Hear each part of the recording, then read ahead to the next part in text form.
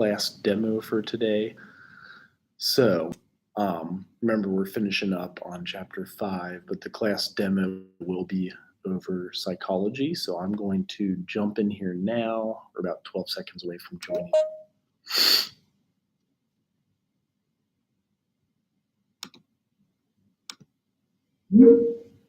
That demonstration? I learned about some light. I liked her. I really did like her. She was nice. Yeah. I feel like I learned something.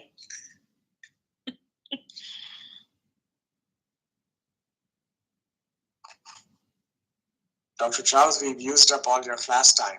I'm sorry. I know that's how I give them a little primer beforehand, and then I let them know at least it's within the realm. And in social work, we find ways to connect it all back to our subject. Right. So it should work out. Thank you.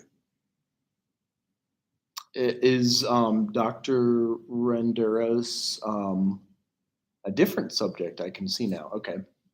That's political science. Okay.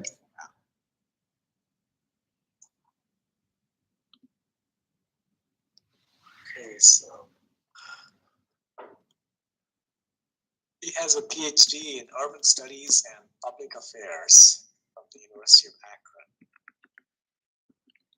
Also a Juris Doctorate from North Dakota. Okay. There he is.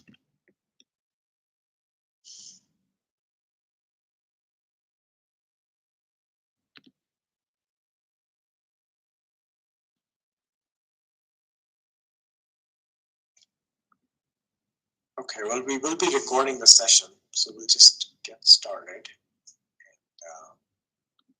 I'm going to admit him now.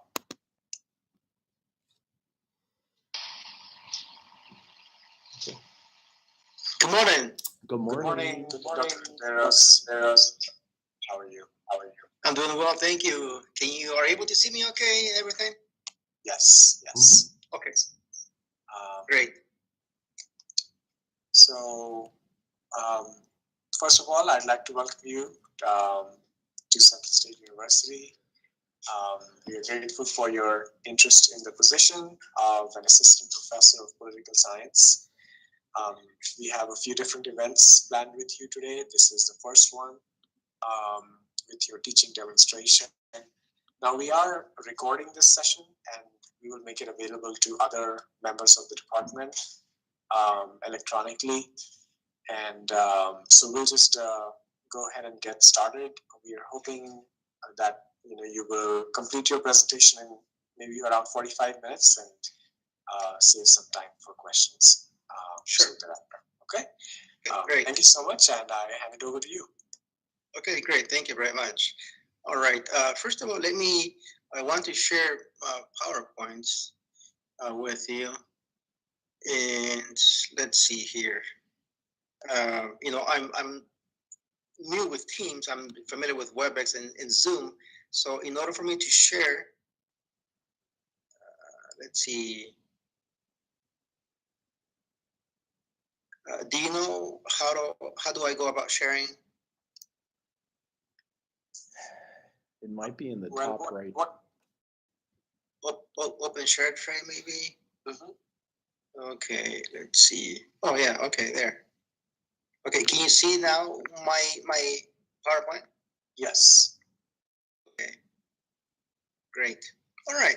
Well, thank you very much for inviting me to the interview. I really appreciate the time you've taken out of your schedule. And well, I wanted to first of all introduce myself. My name is Dr. Hugo Renderos, and I have been teaching abroad in Central America. I have had the opportunity to live in Nicaragua under the regime of Daniel Ortega, and I have lived in the country of El Salvador also. I've had the opportunity to live under both tyrannic and democratic governments in El Salvador. So I bring in this knowledge, this plethora of knowledge and experience into the classroom. And so the opportunity to teach public administration and to teach also political science, it's just a great fit for me. So with that said, I just would like to start with my presentation here. Okay, so I am going to be discussing introduction to public administration. So basically then, what, with slide number 1, we are asking, is government necessary? Okay, so why do we have government? Do we need government? Is it even necessary? Uh, you know, every society, regardless of its level of development, regardless of level of civilization, we have had government ever since humanity has existed, right? And so we have government because, first of all, is it necessary? Yes, of course, it is necessary. And like I said previously, governments have existed, not necessarily the type or the arrangements, structures, or organized the way that we know it today, but we have had all types of governments, if you will, that have existed. And so, yes, it is necessary. Government is necessary. So why is it necessary? Well, we need government because we need to keep a civil society. Right? We need society to be civil. We need society to be ordered, to be structured, to have laws, to have rules, to have society basically live in peace, live civilized, and live in a structured, equal, where everyone has equal access to all the I guess amenities that the government has to offer. Okay, can you imagine? Okay, so if we did not have government, can you imagine how we would live, how we would be, uh, I guess, living under a anarchy, right? If we have anarchy, then we would have what basically basically chaos, right? Chaos and disorder. Um, we cannot afford to live under anarchy. Otherwise, it would be the whoever what is known as the law of the toughest, right? Or under Darwin, the survival of the fittest. And so we cannot have anarchy at all. Nobody has anarchy, not even in societies that are not yet civilized. If we see this in South America, for example, the Amazon region, or in Papua New Guinea, we have sure we have headhunters, but there is still some type of structure that those tribes have, and so therefore government is indeed necessary. Okay, so how do we describe then good government? Well, not all governments are good, if you will. Okay, governments. We have all types of governments, right? From corrupted governments to uncorrupted governments, and everything in between. And also, then a good government must be democratic.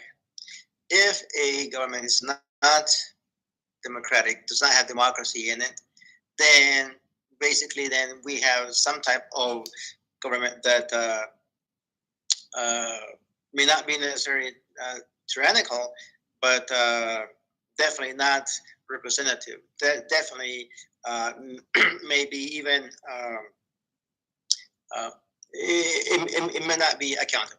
Okay, to his people if we do not have democracy, and then competency. Okay, so now we may have a government in existence, but it doesn't necessarily have to be. It does not necessarily equal a competent government. Competency then entails being able to administrate, being able to account to the people, being able to uh, show the people that the resources that are available to the government are used and are allotted to where they are needed, where they are most useful, where they are mostly, um, let's see, how do I say it, needed, right?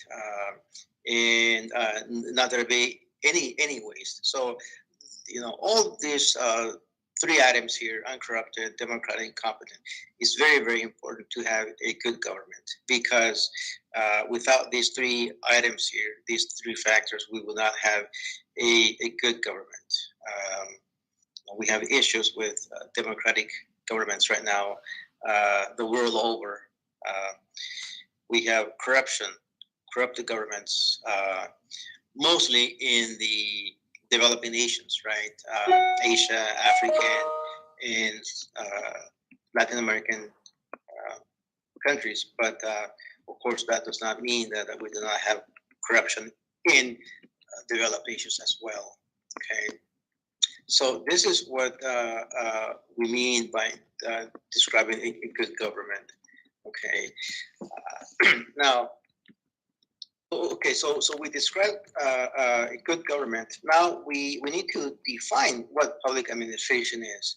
Okay, so defining public administration. Public administration, it encompasses a complex set of interrelated concepts. Public administration draws from various academic disciplines. It's not uh, a discipline in that is basically its own, but it needs to draw from various disciplines, and it does so. And in doing this, then we are also then we must include a variety of different agencies that public administration entails when defining it. Okay, it also involves several different professions. Okay, so let me elaborate on that. Okay, so when as you can see here, it encompasses a complex set of interrelated concepts. All right, so what public administration, as public administrators, we are individuals that must be again, going back to our previous PowerPoint slide here, it must be uncorrupted. So it must be a government, or it's a field, I should say, when defining it. It's a field that the concepts of corruption, the concepts of democracy, the concepts of competency come into play here.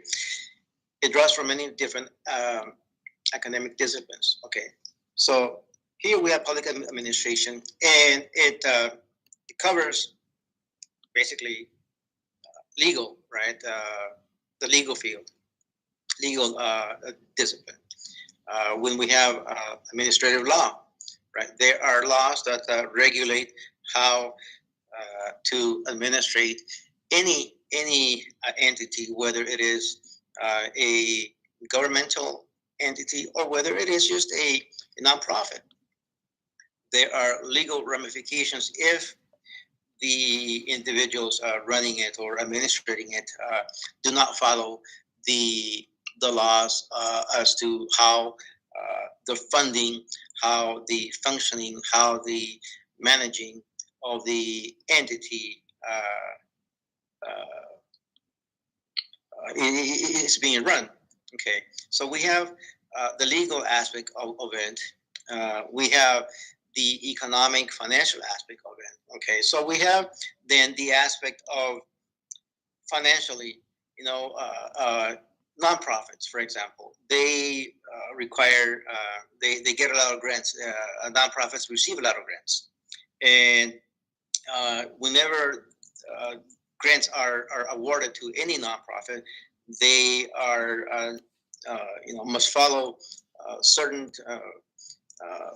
regulations, certain laws, if you will, when allocating their funding to different programs. Okay, and so then we have here. This is where the economic financial aspect comes in.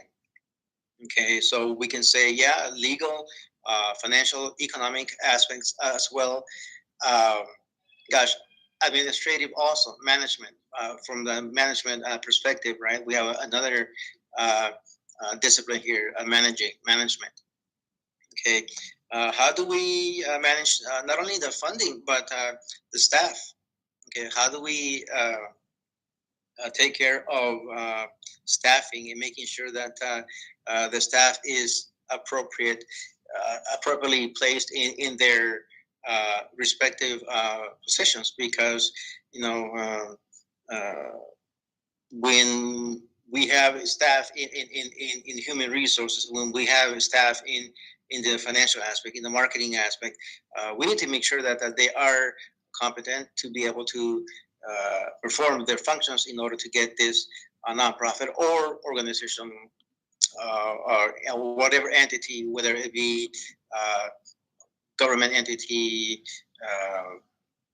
again, it can be, uh, gosh, local government, county government, state government, federal government. So, again, you know, legal, financial, economic, management, um, other disciplines, of course. It, when I say here, when I write that it includes a variety of different agencies, no agency is independent. All agencies, all nonprofits, all governmental agencies, organizations, entities, I should say, are interdependent. They excuse my typographical error here. I wrote a variety of different agencies. I should have written different. So I apologize for that. Again, agencies then,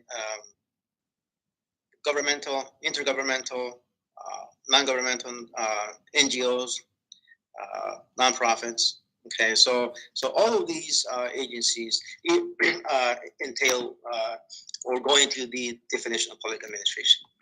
Okay. Of course, nonprofits involve all different types of professions, like I said. Okay. Here I have a public administration defined as a field. It is a single one, but it has several definitions. Public administration, gosh, public administration is so unique because there really hasn't been one definition in which it entails all four main clusters. It can be. We need all four clusters in order to be able to define public administration. We cannot do away with just one. We need all four: political, legal, occupational, and managerial. Right. So let me define then the political aspect of it. Okay. So from a political standpoint, public administration is just so simple, right? Is what government does. Okay. Public administration is basically the field of serving the public. That is why it is public administration, to administrate the public. But we're not necessarily administrating the public, right? What we are administrating is services that are provided to the public. Okay. So when we are saying services provided to the public, we are talking about, let's say, the gas company, the water company, the Department of Motor Vehicles, the Treasury Department, where we are paying our taxes, right? Our property taxes and all the good stuff there. Gosh, the health and human services, social services. So all these are what public administration entails. And is this governmental? Yes. It also includes also nonprofits, okay? Because nonprofits, they also are serving the public. They provide services that are needed by the public, and they are also then financed through public funds, and therefore they are also accountable to the legal aspect of public services. Okay, so it is basically then, from a political standpoint, it is charged with implementing the public interest. With this here, we need to take into account efficiency. We need to take into account effectiveness. We need to take into account accountability. We need to take into account ethics. We need to take into account financial, being financially responsible and allocating funds appropriately. And we also need to take into account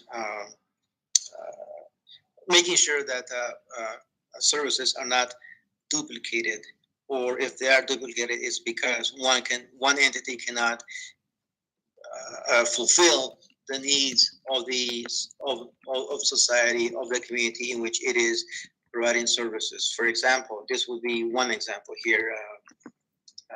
Let's see, homelessness. Okay, homelessness. We have various homeless shelters at different cities, right? For example, let's say in Atlanta, Georgia, there are various in various locations homeless shelters, because one homeless shelter cannot house all, who knows how many homeless people are living in Atlanta, Georgia. So we have various homeless shelters, but this is because one shelter cannot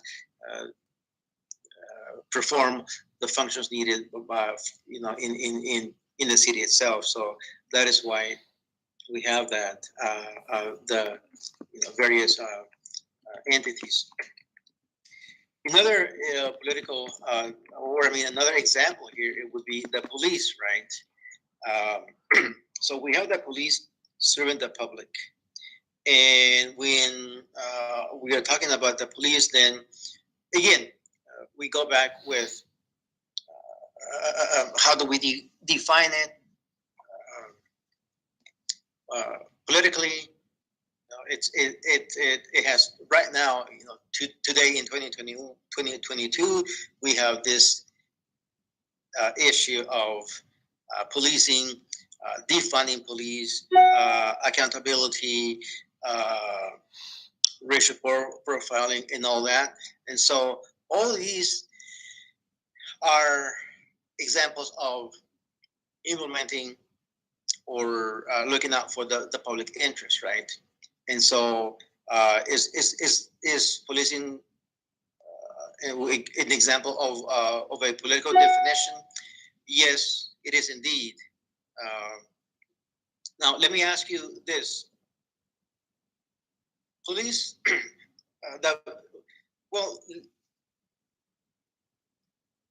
in what way then can we say that policing would be a political definition? Can you tell me what we are looking at here when I have that police as an example of a political definition? You're looking for a definition of civilians. I'm looking at. I would like to know if you could provide me with an example of how the police falls under the political definition of public administration. Okay. Well, So we have law enforcement. Yes. and in that you to maintaining the structure, that the government is expected to keep in place, right? Exactly. Yes. Yes. So again, we go back right to what government does. Government is to protect, like you said, society, the people, keep the peace. So basically, this is a political definition, what government does. Okay. Thank you very much for your input. So let's move on then to the legal definition of public administration. The legal definition of PA is bound by instruments of law, right? Um, Public administration, from a legal standpoint, is law in action in the form of statutes, regulations, ordinances, codes, etc. Okay. So we have, for example, zoning laws. Now, I live in an area that is residential. Right across the street is a area that is commercial, and across the other street. So I live at a corner, and so my corner is all residential. It's zoned as residential.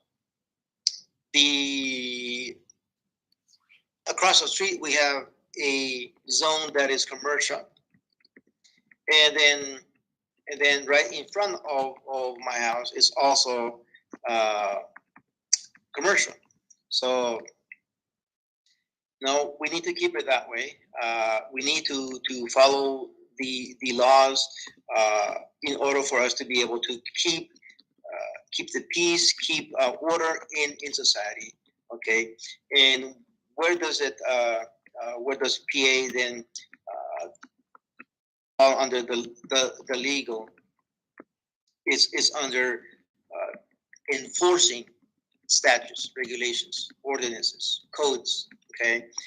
Um, Again, we go back to the previous definition, political. Yeah, is police also legal?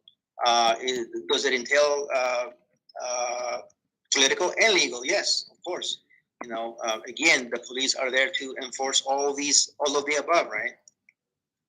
Um, uh, Administrative law, for example, the course, administrative law, public administration offers a course that is called administrative law. Okay, so are there laws regulating how one entity, institution, organization is to basically running whatever entity that may be? Yes, yes, because there are legal ramifications. There are regulations that regulate how funding needs to be allocated, how certain projects need to be delivered. Um, and so when we have this legal definition, then basically we are bound by law, instruments of law. Okay, so having a legal definition, having a political definition, they're both legitimate. They are both accurate. Okay, and so if we move on to the managerial definition, we will see how this one also falls into place when we are defining public administration. A managerial is the executive function of government, where public administrators translate and put into action public policies. Okay. So when we are, let me see here. Let me give you an example. Okay. Let's say. Okay. Let's look at just the mayor of Atlanta. Okay, Atlanta, Georgia. Okay. Is he a public administrator? Yes. Is he administrating the city? Yes. From his office? Yes. The mayor's office, right? He is putting into action public policies.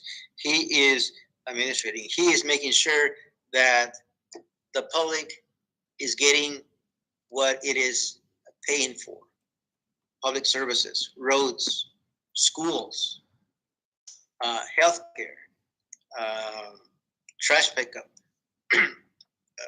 you name it.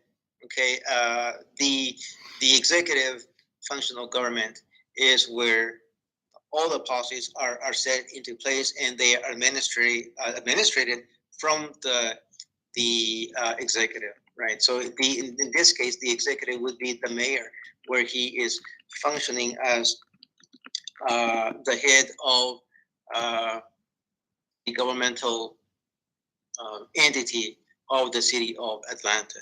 Okay, not only does he have to administrate these services, like I said, water, electricity, trash, but also then he has also to deal with, again, we go back to the police, right? He needs to make sure that the police is serving the public and serving it the way it should, the way legally is, meaning no racial profiling, meaning no discrimination, meaning no tyrannical tactics, meaning no targeting people in certain areas of the city, policing equally, whether it is the inner city or whether it is the most affluent part of the city, right? And so we have this then where the managing of the government needs to be also, if you will, equal, right? Applied equally to every sector of the city, of society there. Okay, so basically, it is the management of this. The definition, the managerial would be then another definition that does, entail then managing, administrating public policies, and of course, this is something that the government is.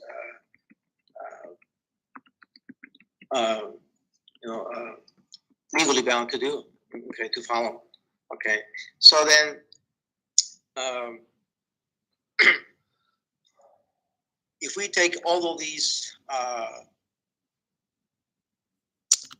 guess, factors into account, these legal, the legal, the managerial, the political aspect, we come up with a definition, which is a combination of theory and practice meant to promote a superior understanding of government and its relationship with society. Okay. The other point here is that the public administration encourages public policies responsive to social needs.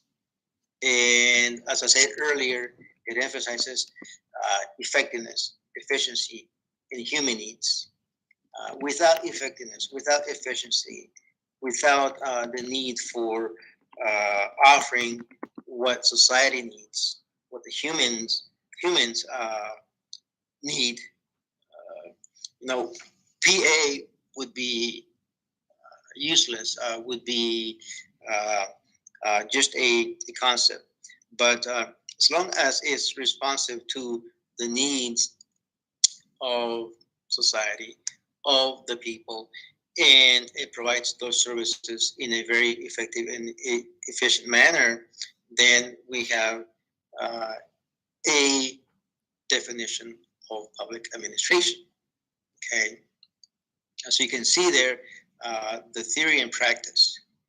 Okay, so it takes into account theory, it takes into account practice in promoting the understanding of government and how it relates with society, right? Okay, and again, this is the most, I guess, broadly defined public administration. Various theorists have come up with their own definitions, and it can be a one sentence definition to what government is, to a whole entire paragraph, if you will, or even more. Okay, that's just the way public administration is. Remember, public administration is also a a discipline that is fairly new. We can go back. We can trace public administration probably to the 1880s. Okay, 1880s, in which theorists started defining or creating the concept of administration, right? And whether administration is a vocation or is it a discipline? Okay, various theorists were saying it's a vocation. Others were saying it was a discipline. And so from this, then we have the the concept of public administration as a discipline. Okay. Uh, Moving on, then, public administrators. Okay. Who are public administrators? Bureaucrats. They are designed to make government services helpful, efficient, fair, and courteous. Okay. Okay. So let me say here, public administrators. A public administrator is anyone that is working for a nonprofit, someone who works for the government providing services to the public. And this, of course, like I said earlier, it can be whatever type of government, whether it's local, uh, city government, county government, state government, federal government, nonprofits, NGOs. These are all public administrators because they serve the public, because they are the ones that are providing public services. And of course, are they also bureaucrats? Yes, they are defined as bureaucrats because of the fact that they are in a structured entity, if you will. Okay, they go from street level bureaucrats all the way to administrators, and so they are designed to make government services helpful, efficient, fair, and courteous. And why do I have all of this here? Well, this is very, very important because bureaucrats are there to provide helpful services, informative services, right? I don't know if you have had experiences where you may go and get your license plates, or you may have an issue with your property taxes, where your property taxes may have gone up from one year to another, and you wish to contest it because you haven't performed any upgrades, any renovations, or anything. You haven't done anything to your house, but yet your house has gone up from price from maybe 200 to 250,000 in 1 year, and you wish to contest it because you're paying taxes on 250 and not 200,000. And this, then you go to the Treasury Department, and someone that's helping you there does not advise you on the proper steps to conduct your contest, contesting the evaluation of your property. If the individual does not help you there, he or she is not very helpful, is not giving you information that will make the process efficient. And is this fair to you? No, it's not fair. The individual needs to be informing you of the proper steps to take. It needs to be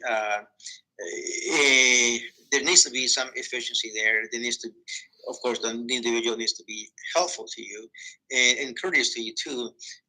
Sometimes, I've gone to renew my license plate, and I go and I approach the stand, and I may say good morning, good afternoon, and would not even greet it. And so, all these we take into account, right? Because they are bureaucrats, they are serving the public. And if we have individuals that are not assisting, informing the appropriate, what do you say, giving out the appropriate services to the public, then we have a deficient public administrators. But these are the public administrators that we have here. And then let me move on to the next slide here. Where does the power of the public administrator come from? Okay. Remember that when I started my presentation, I asked you about what is or was government necessary, and the answer was yes, right? Because it deals with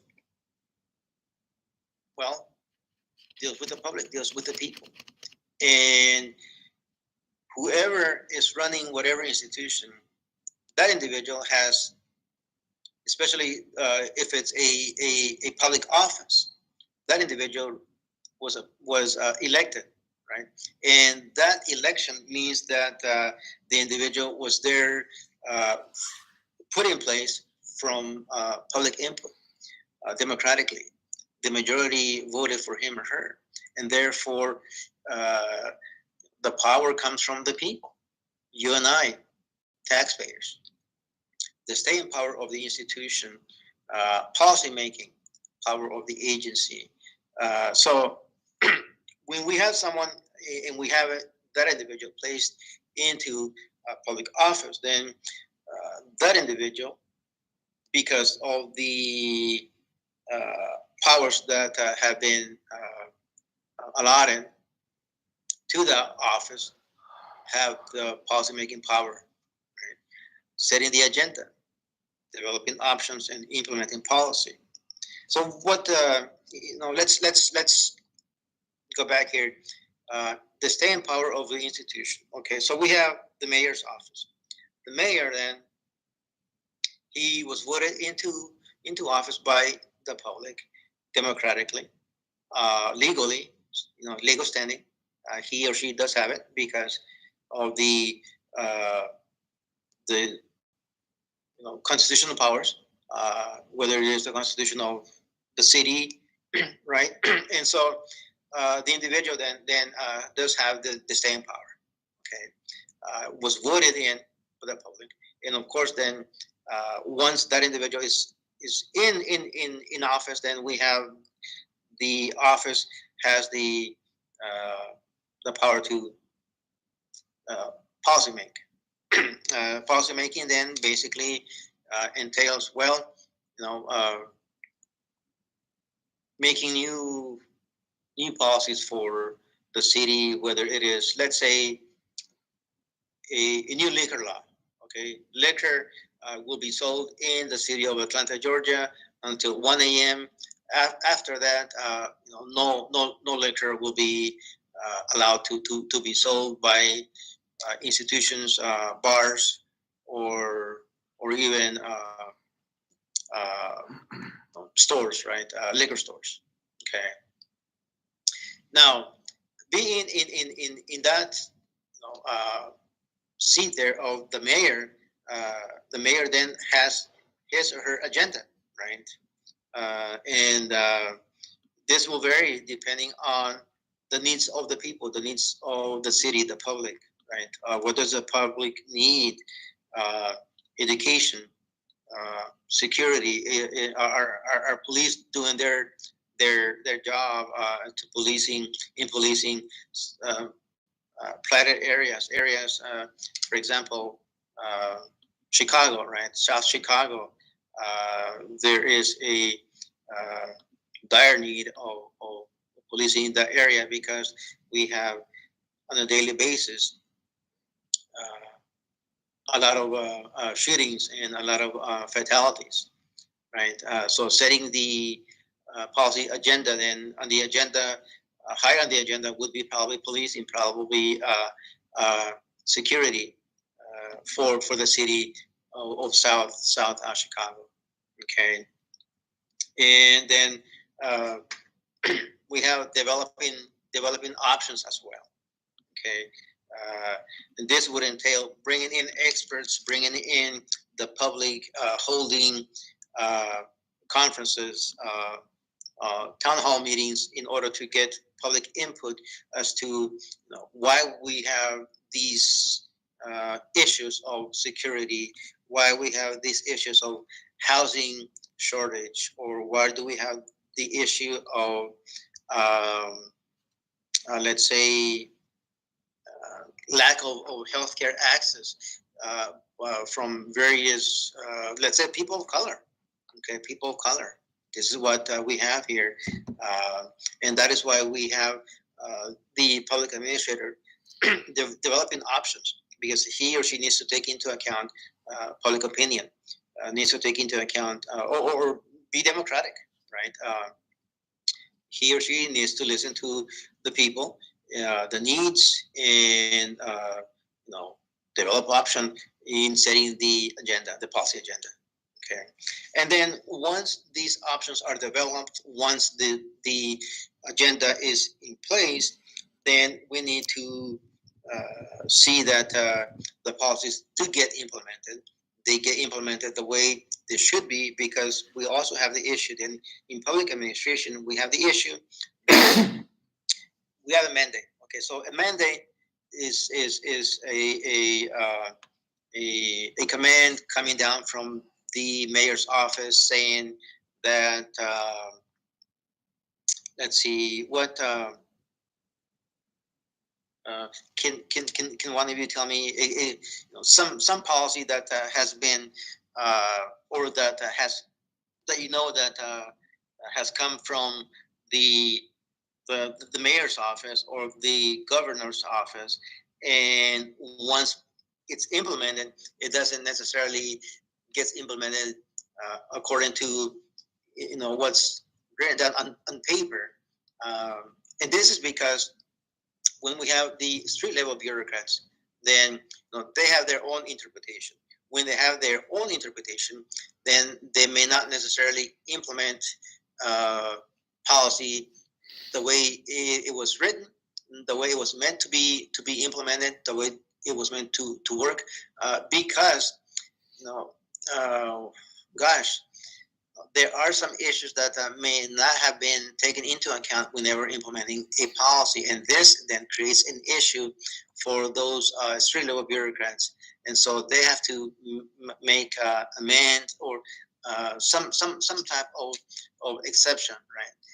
So I'm asking you, can you think of a policy that was implemented that came down, came from the top down, and then the results or the implementation were different?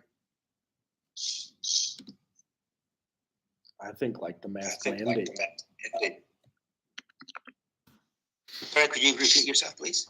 Like in Cincinnati, we have a mask mandate for coronavirus. Oh yeah, absolutely, yes, very good, absolutely, yeah.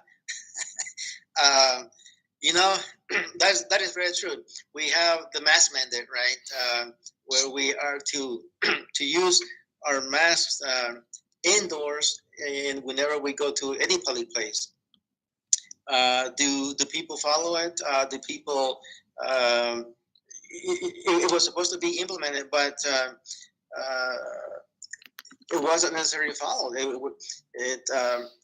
When it came down to implementing it, some individuals that were responsible for enforcing it did not, and so we had this issue of was the mandate inadequately implemented? Was it inadequately enforced? Was it even inadequate policy to make? So we have all these issues with the administrator when it comes to power, right?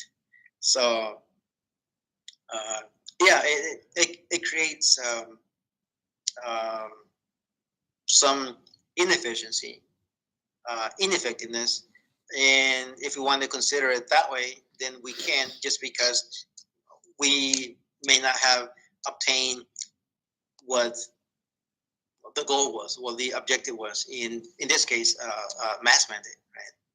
So, all right. Well, this, you have gotten a brief overview. We have a lot more to cover, of course, but in my presentation, then this is what public administration would entail. This is what you would get in a intro to PA. And so right now, then I would like to know if you have any questions, please.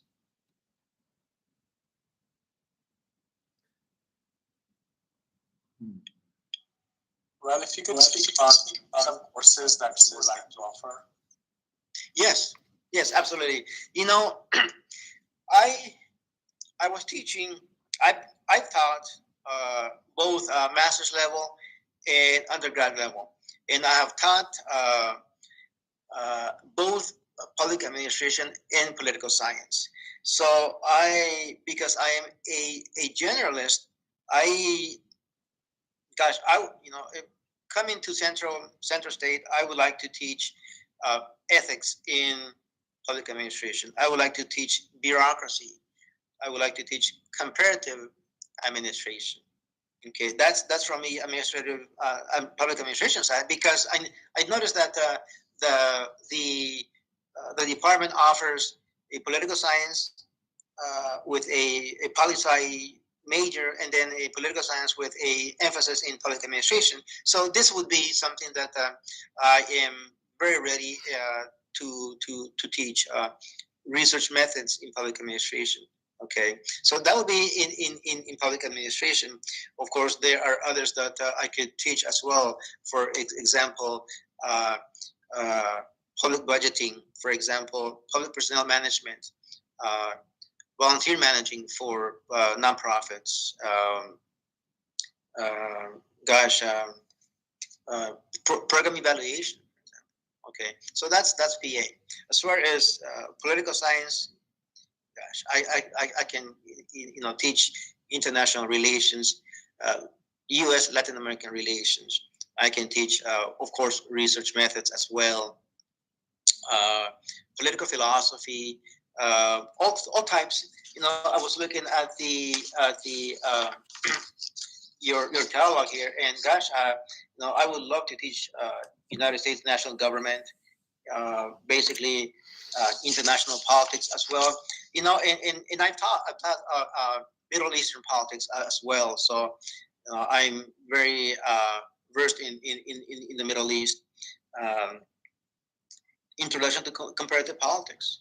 I don't know if in your catalog exists developing nations or communist political systems, but I've taught these courses in Nicaragua and El Salvador, of course, because of the philosophy of what communism is. But I am,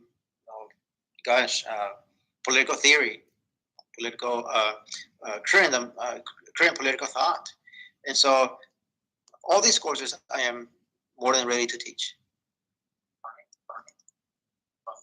Thank you very much. Sure. I know we have a couple other events planned with you today, 2 interviews, and I will be meeting with you one-on-one at 1 o'clock Eastern time. Sure. So I look forward to seeing you at that time, and thank you, Dr. Trout, for offering your class. Mm-hmm. And as I said, we will be making the recording available to other people in the department. Thank you. Thank you. See you shortly.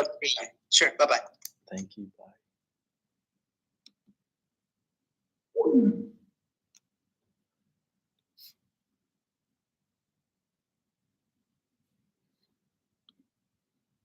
All right. See you all on Tuesday. Have a good